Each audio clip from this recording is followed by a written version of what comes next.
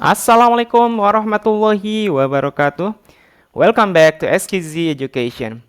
Di video kali ini kita akan membahas terkait dengan soal SJT terbaru dan ini berdasarkan FR atau laporan langsung dari lapangan ya, field report atau informasi dari yang sudah mengerjakan tes. Menurut mereka, katanya untuk SJT itu diambil dari kisi-kisi yang beredar dari Kemenpan RB. Jadi kisi-kisi tersebut dibuat sedemikian rupa sehingga dibentuk menjadi soal-soal SJT atau Situational Judgment Test. Nah, SJT itu adalah biasanya bentuk sebuah kasus yang mana kita harus mengambil keputusan. Jadi kalau kita simpulkan seperti ini, untuk tes yang akan dihadapi itu yang pertama profesional dan yang kedua adalah pedagogik tapi yang dibentuk dalam bentuk SJT. Soal-soalnya itu adalah SJT, Situational Judgment Test. Nah, oleh karena itu, di sini saya sajikan latihan soal karena saya yakin semakin sering kita berlatih, semakin tajam analisa kita untuk menentukan jawaban yang paling tepat.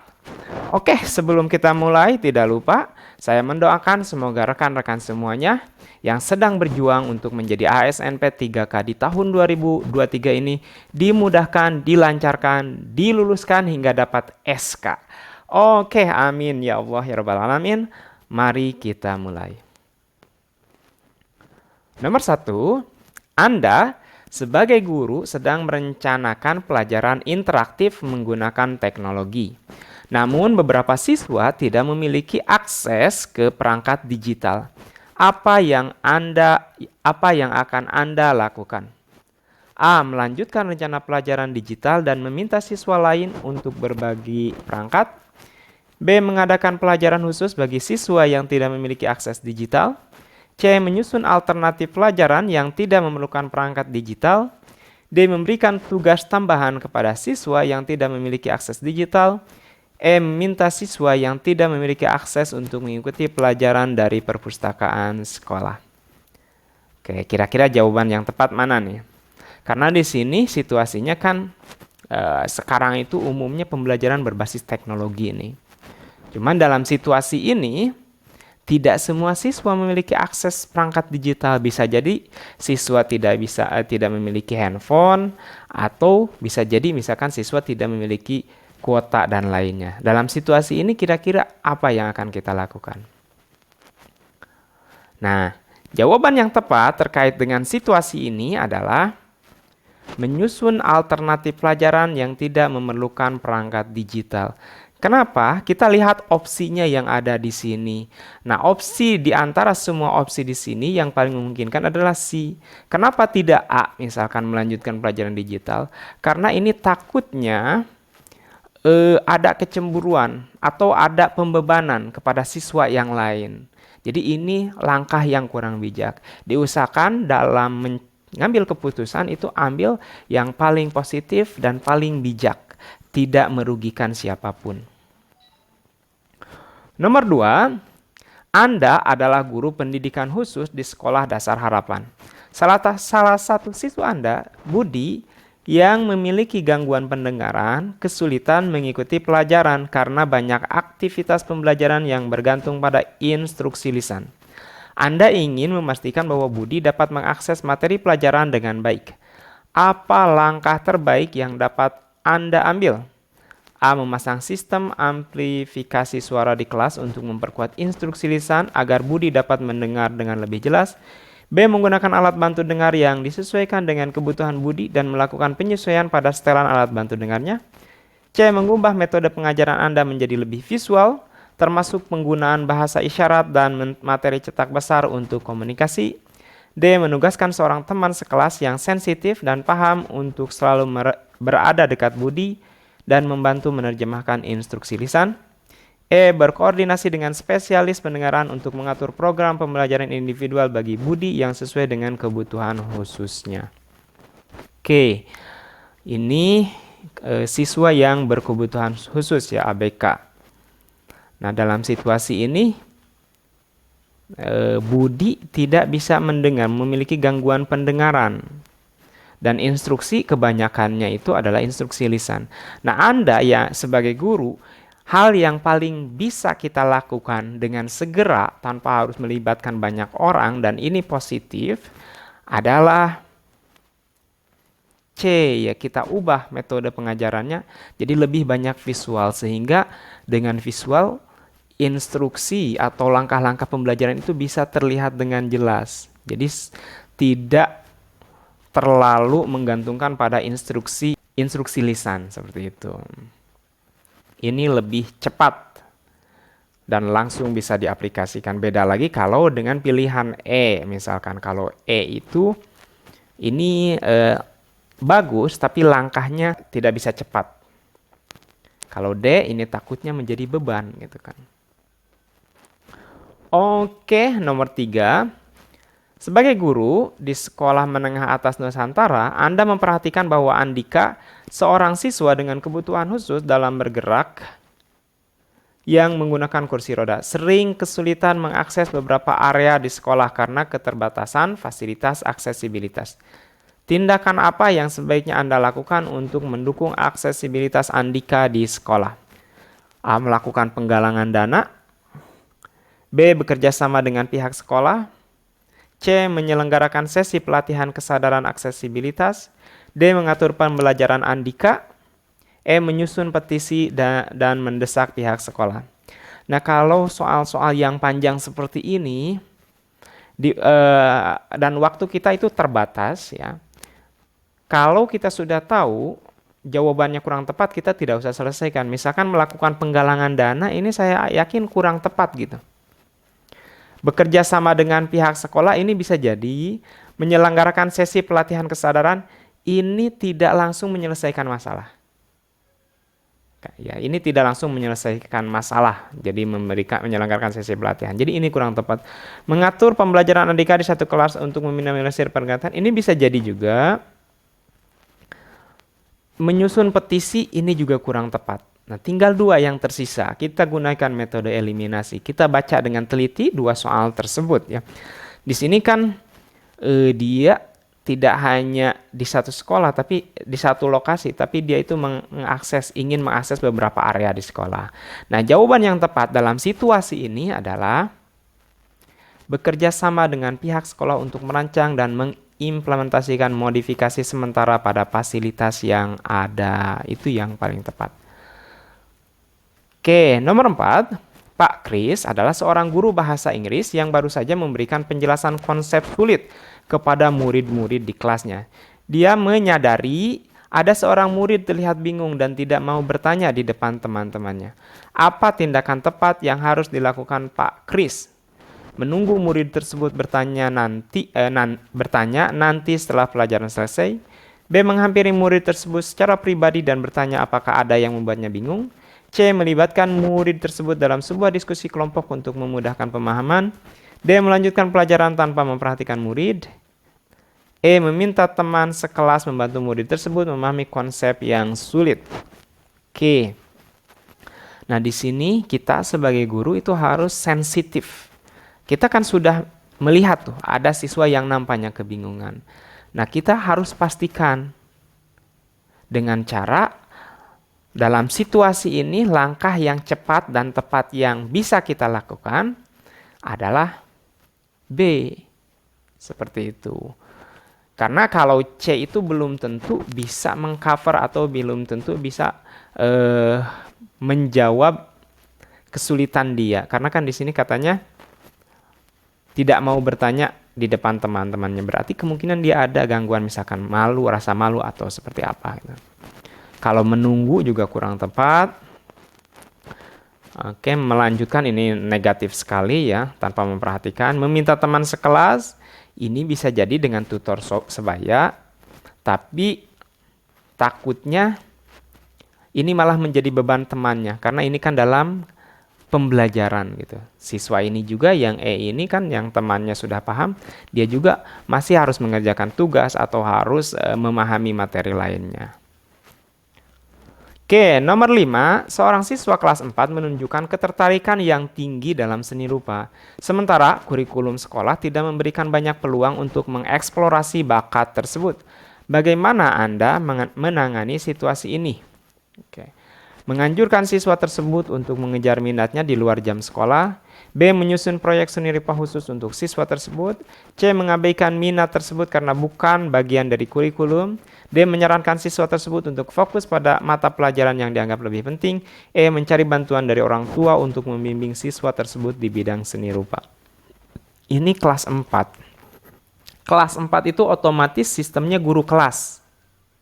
Nah, berarti Anda sebagai guru kelasnya, apa yang Anda harus lakukan nih ketika melihat ada siswa yang memiliki minat yang lebih? Dan ini termasuk juga ketertarikan yang tinggi ini. Dan ini di sini disebutkan mengeksplorasi bakat tersebut.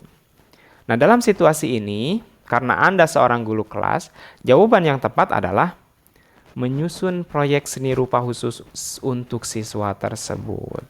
Jadi itu langkah yang paling tepat. Jadi siswa itu kan apalagi di kurikulum merdeka, siswa itu dituntut untuk belajar dengan mandiri dan mencari minat dan bakat masing-masing. Nah, itu salah satunya langkah yang tepat adalah ini, menyusun proyek seni rupa khusus. Nah, ini pertanyaan panjang lagi ya. Ibu Susi, seorang guru biologi di SMK Sumber Ilmu, memperhatikan bahwa Desi, seorang siswi kelas 10, sangat berminat pada subjek biologi tapi mengalami kesulitan dalam memahami proses fotosintesis dengan respirasi seluler. Ibu Susi ingin menggunakan pendekatan yang dapat membantu Desi menghubungkan minatnya dengan pemahaman mendalam tentang proses biologis. Tindakan apa yang sebaiknya Ibu Susi ambil? Kalau kita menjawab kalau soal itu harus kita pahami dengan benar. Soal itu harus kita pahami. Kadang di akhir ada kata kecuali misalkan. Kita tidak sampai selesai. Itu malah membingungkan. Jadi harus kita pahami. Untuk menjawab, apabila jawabannya dirasa kurang tepat, itu udah aja kita lewati. Memberikan Desi diagram dan model 3D dari siklus fotosintesis dan respirasi seluler untuk studi mandiri. Mengatur eksperimen laboratorium di mana Desi dapat secara praktik menelusuri dan mengamati proses fotosintesis dan respirasi seluler. Meminta Desi untuk menulis esai tentang pentingnya fotosintesis. Nah, ini kan kurang tepat. Tadi disebutkan di sini dia pemahamannya kurang gitu kan. Membuat kuis interaktif yang menggunakan animasi rasanya juga kurang tepat. Menugaskan Desi untuk mengajarkan. Wah, apalagi ini mengajarkan, ini jelas kurang tepat. Yang ada itu kan tinggal A dan B. Nah, jawaban yang tepat dari kedua pilihan tersebut adalah B, mengatur eksperimen. Karena kalau eksperimen itu siswa tidak hanya secara visual saja. Kalau di A itu hanya visual saja. Tapi kalau B itu melakukan eksperimen, melakukan langsung, melihat langsung. Dan melihat reaksi yang terjadi apa gitu. Proses yang terjadi apa. Itu akan lebih mendalam dalam pemahaman.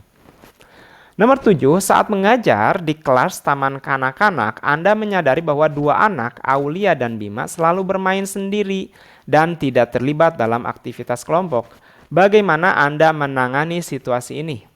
Menyusun kegiatan kelompok yang baru yang lebih menarik untuk mencoba melibatkan Aulia dan Bima. Mengabaikan keadaan, ini sudah jelas mengabaikan kurang tepat. Meminta teman sekelas untuk memaksa, kurang tepat, ada kata-kata memaksanya.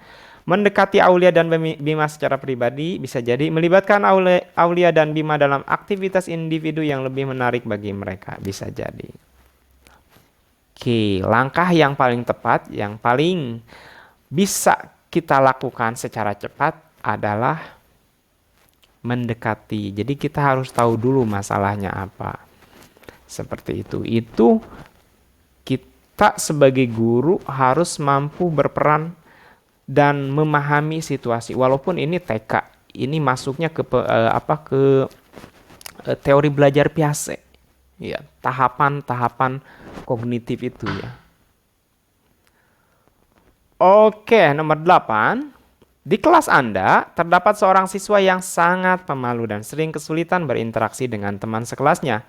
Siswa ini jarang berpartisipasi dalam diskusi kelas atau kegiatan kelompok, yang tampaknya mempengaruhi kinerja akademik mereka. Sebagai guru, apa langkah yang akan Anda ambil untuk membantu siswa ini menjadi lebih terlibat dalam kelas. Oke, kita pahami ini ya secara baik. Oke, langsung kita lihat jawabannya. Anda mengabaikan, sudah jelas kurang tepat. Anda memberikan tugas yang lebih banyak, rasanya kurang tepat ya. Di sini kan pemalu dia. Dan kesulitan berinteraksi. Sehingga jarang berpartisipasi dalam diskusi. Ini B, kurang tepat. Anda secara bertahap mendorong, bisa jadi. Anda mengatur pertemuan pribadi dengan siswa untuk, bisa jadi. Anda mendorong siswa itu untuk melibatkan siswa pemalu tersebut dalam kegiatan kelompok dan diskusi untuk membangun rasa percaya dirinya. Oke, jawaban yang tepat adalah C. Anda secara bertahap mendorong siswa untuk berpartisipasi dalam diskusi kelas dengan memberikan pertanyaan atau topik yang sesuai dengan minat mereka.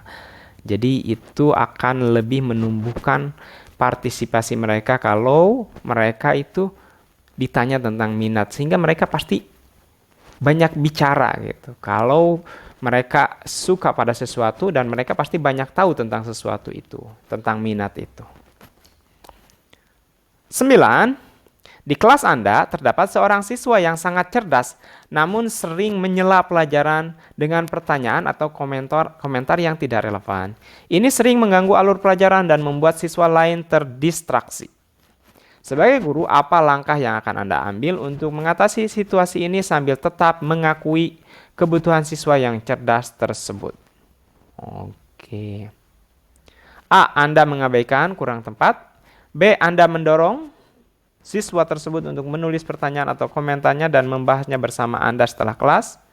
C. Anda memberikan tugas tambahan atau proyek khusus kepada siswa tersebut agar mereka tetap terlibat tanpa mengganggu kelas.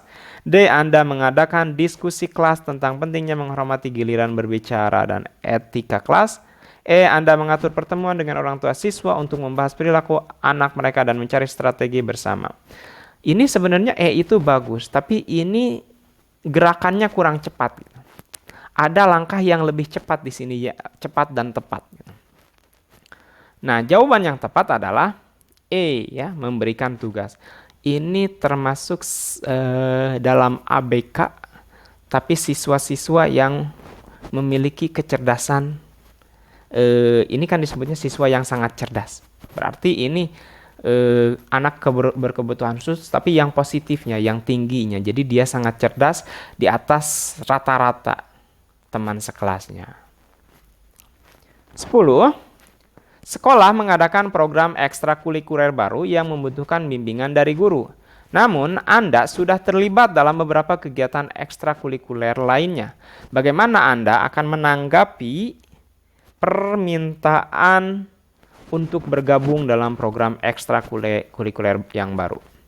Menolak, ini tidak positif ya kalau kita menolak ya. Menyetujui, bisa jadi membahas situasi ini dengan kepala sekolah dan mencari solusi bersama, bisa jadi mengajak beberapa guru lain untuk menggantikan posisi Anda dalam kegiatan ekstrakurikuler sebelumnya. Ini juga kurang tepat ya. Kita meninggalkan yang lama karena ada yang baru, ini kurang tepat, kurang positif. Mengabaikan permintaan tersebut karena Anda tidak tertarik. Nah, ini juga kurang tepat, mengabaikan. Oke. Jadi jawaban yang paling tepat dalam situasi ini adalah C, kita bahas. Nah, kalau kita langsung menyetujui, bisa jadi misalkan takutnya bentrok jadwalnya, atau misalkan ada hal-hal lain, atau kita terlalu sibuk dengan pekerjaan yang lain, kan kita tidak tahu. Kita bahas situasinya dengan kepala sekolah dan barangkali itu bisa mencari solusi yang tepat. Oke, barangkali itu yang bisa saya sampaikan. Semoga ini bermanfaat. Semangat terus untuk belajar. Semoga semuanya lulus di tahun ini. Amin. Oke, that's all. Wassalamualaikum warahmatullahi wabarakatuh.